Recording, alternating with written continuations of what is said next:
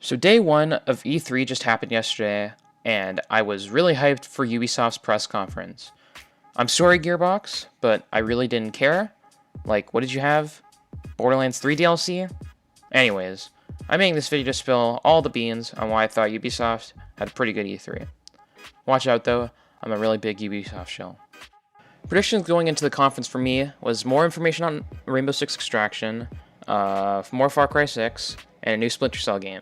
It wasn't much, except for the Splinter Cell game, but I really only cared about R6.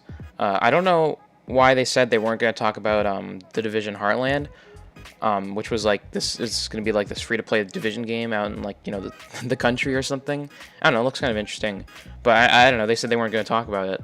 And and right before the conference, this big Tom Clancy crossover was leaked called Battle Cat, and it was gonna be it was gonna be a Splinter Cell game, a Division game, and like a Ghost Recon game, like a big crossover. And like I said before the conference, they said they weren't gonna talk about it, which was kind of weird, but whatever. So I'm gonna start off by talking about the hour that came before the real press conference, the pre-show. And the whole pre-show was, Ubisoft propaganda about how their games are made, and, little tidbits about the company. Also, a couple trailers about games that are already out, the live service games that, like Rainbow Six Siege and For Honor and all that stuff. It started off with a trailer for the new season of For Honor, which I don't really care about. I'm more of a Tom Clancy games guy, shooty shoot shoot. But, the more I watch about it, the more I want to play it. It's only like $12, so I might pick it up in the future, but I don't really care about it that much. Then we move on to the propaganda. The first video was about the steps Ubisoft are making to make their games more accessible to people with disabilities, which is pretty cool. I don't have a disability, so it doesn't really matter to me, but I still think it's cool that developers are trying to make games accessible to everyone. Next was Trackmania Fall Guys, which looks fun, but I don't play Trackmania, so I don't really care. They showed another video explaining what a video game going gold means, which was pretty interesting. It was a good video. I'd recommend watching it. They also showed a video about how they made the music for Valhalla. Pretty cool, pretty cool. Nice to see more videos about video game development out there. More propaganda. A little short about an employee at Ubisoft. Pretty cute video. It was pretty cool. They added Teenage Mutant Ninja Turtles Brawlhalla, which is funny. Okay, so the stuff before this, has been pretty. But now we get to the good part of the pre-show, okay? The Ubisoft-supported indie games. I think it's really cool for Ubisoft to get behind and fund talented game studios. When I first saw this segment, I thought Ubi was publishing these games, but no, they're just giving them press and money, which is cool, I guess. I mean, they're not even like Uplay exclusives or anything. They're just giving them money and press. Well, which is pretty cool, but like it's kind of weird. I mean, it's interesting that Ubisoft's doing something that doesn't necessarily get them more monetary value. I mean, I'm not a business guy, but I don't know how this makes them money if they're not publishing it. But it's still part of the show, so I'm gonna talk about it. So let's start with Dorfmitik from Toucana Interactive. I have to say, it looks like a straight rip of Carcassonne, a game where you place tiles with roads and settlements, and try to get points. And the roads can't be blocked by rivers and stuff, whatever. It looks exactly like Carcassonne. But it looks like a nice chill game to play after getting destroyed by diamonds in Siege. It's already out in beta, so I might try it out. Next is Bravery Network Online from Gloam. I'm not really into turn-based strategy games, so I don't really have a lot to say. But I like the art style and it looks quality. Hopefully you're not religious because... And they are, a little bit gay. Finally, we have You Suck at Parking by Happy Volcano. It's a physics-based driving game. It looks like a mobile or, online flash game, but, it still looks really fun. One of those games that you could probably get in a Discord call with your friends, have a blast. I hope they have multiplayer, because that'd be really bad without it. They have a built-in level editor, which is really going to help the game's longevity, and I think more games should add that. I think Trackmania fans will love this, and I'll probably pick this one up. Its demo is already on Steam. And that's it for the indie games, and it's pretty cool that Ubisoft, is just giving them money and press for what I can tell for free, which is pretty cool. But yeah, let's continue with the pre-show. Next is, some TV show thing or whatever. I don't just quite understand it for the crew too. I don't really care because It's a racing game. I don't really love racing games, so yeah, I don't really care. Next, is this little montage about, a bunch of statistics for, like, Ubisoft games, like, oh, how many kills everyone got, or, like, in this clip here, how many assassinations people got. It was pretty cool. I enjoyed it.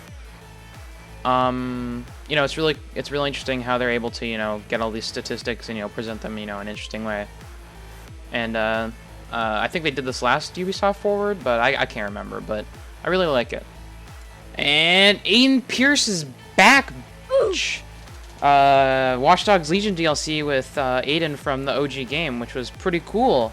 Sucks you have to pay for it, but still pretty cool. And that was it for the pre-show. All in all, I thought it was pretty good.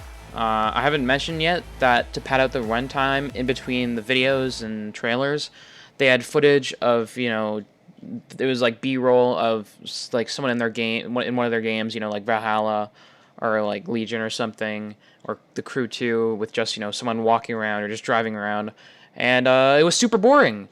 It would have been much better if they just cut all that stuff up and just made the pre-show 30 minutes.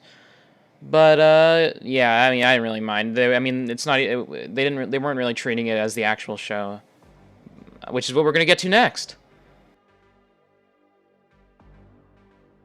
Oh my god, Rainbow Six Extraction looks so good. I'm gonna pre-order it. I'm so excited. And it costs $80. Now, I know that it's more of a single-player co-op game and, less of a multiplayer live service Rainbow Six Siege kind of deal. But before E3, they announced they're going to move more of their games to live services, free-to-play. So, I don't know why they're making the game $80. The upside to it costing $80, I guess it means they're going to release it as a full game, with free updates. I hope that's what they do, because if it's a live service kind of thing, then it shouldn't cost $80. I saw the Siege YouTuber Gregor talk a little bit about how maybe it should be a $20 expansion pack instead of making it standalone, which I completely agree with. I think if it was a $20 expansion pack, I think it would do way better. I mean, we don't know how it's doing now because it's months away, but I definitely think it should have been way cheaper. Anyways, about the actual game, the graphics look really good, like really, really good. It looks like a game made in 2021 and not based on a game from 2015, which is nice because Siege doesn't have very good graphics. The gameplay looks pretty fun. I love the mechanic of operators going MIA and having to mount rescue missions for them. It'd be pretty funny if you could lose all the operators and only play as recruits. I think the game being based on Siege really helps it differentiate itself from other zombie games like Back 4 Blood and Left 4 Dead. Siege is a lot more tactical and slow, while other zombie games have 5,000 zombies and you have 20,000 bullets to take them out. I saw King George play and he was running out of bullets all the time, and it looked a little bit more interesting than Back 4 Blood. I'm not knocking these games, but Extraction seems a little slower, and I like that. It's a zombie game. You're still going to get swarmed, but I don't think it's going to be on a huge scale like other games. They showed off a couple of zombie variants, and they're pretty much your average zombies. The tank zombie, the boomer zombie, and the sniper zombie. All basic, but pretty cool. It's in the Rainbow Six Siege style graphics, right? They also had some more interesting variants, like a zombie you have to backstab and a zombie that teleports. There are some other stuff that looks cool about the game that I don't really have time to talk about right now. Just go watch a breakdown on YouTube. I think Matsimion has a video about it. Link in the description. Again, the only gripe I have about the game is the price, but it's Ubisoft, so the game's going to be like $12 3 months after. I just wish it came... I wish just the price drop was the price of the game. But yeah, the game looks quality, and I'm super hyped. So the first non-extraction thing we're going to talk about is Rocksmith Plus. And, Rocksmith Plus looks really interesting. It's not like Rock Band or Guitar Hero. It's more of a learning tool than a game. And it's cool to see Ubi go into software more. I don't really know what to say about this. I'm not a guitar guy. But if you're looking to learn guitar, it looks like a beefy program. I hope they don't price it like Ubisoft Plus, which is it's like $20 a month and stuff. So, I don't know. I hope this is, I hope they price it right. Rise Republic looks pretty good. The giant 100-person races that they showed off looks pretty fun. And again, the graphics look pretty good. Ghost Recon is having its 20th birthday. That's pretty cool. I can't really say much about Breakpoint or any of the other Ghost Recon games, but it's pretty cool that it's been around this long. Just Dance 2022, that's pretty cool. I wish they would just, make DLC for the previous game instead of doing the annual release sports game thing, but whatever. The song they featured in the trailer sounded pretty good. I mean, I don't know, man. What can I say about Just Dance? It's Just Dance. Now, if you need a palate cleanser from that, we got some new Valhalla DLC. Looks pretty cool, like the Siege of Paris, or I don't know, something like that. And, it looks pretty cool. They're also making another Discovery Tour, which they did with AS Origins.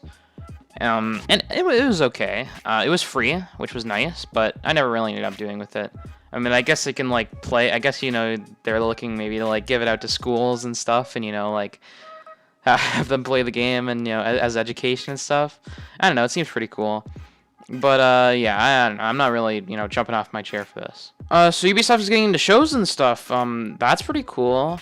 The first show they showed was Mythic Quest Season 2, and from what I saw, it actually looks quite good. I might watch it.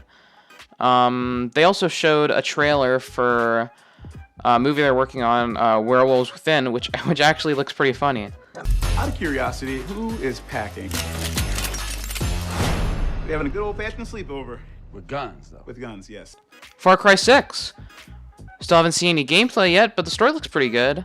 I still think it's funny that Ubi said Far Cry 6 isn't a political game, but then people said, and they were like, okay, yeah, it's political. And the guy talking about it in the presentation was really into it. I mean, listen to this guy. It is time to see the other side. Go further down the rabbit hole, and it's up to you to find a way out. And with the scary music? If that doesn't intimidate you, I don't know what will. Mario and Rabbids 2 looks insane. And the guys talking about it seemed oddly passionate, but I'm not gonna make fun of them. The Ubisoft CEO said a couple of words. And, holy crap, Ubisoft's making an Avatar game? And they're also working on a new game engine? That's awesome. And that's the end. Except for the post-show, which was some Siege talk, and they didn't announce anything new, so I don't really have anything to talk about that there. Anyways, I think this was a really good E3 for Ubisoft. We didn't get any new game announcements except for Mario Rabbids, but I think the Extraction info made up for it. They also had a decent amount of new DLC for games already out, and not out yet, which was nice. If I were to rate the conference on how much I liked it, I'd probably give it a 7.5. Like I said, they didn't announce anything new, but that was understandable given the current world's circumstances. But, I think they did a good job. I enjoyed myself. Thank you guys so much for watching. If you like this video, please smash that like button and subscribe to the channel. I would like to say I make videos like this all the time, but this is probably my first commentary video. If you want me to do more videos about the E3 conference, maybe I can do the Xbox and Bethesda one. I did this Ubisoft one because I care about Ubisoft a lot more than the other companies. But yeah, if you guys have any suggestions or if you want me to do anything, just put it in the comments below. Yeah, and I hope you're having a good day. Yeah. Alright. See you next video, I hope.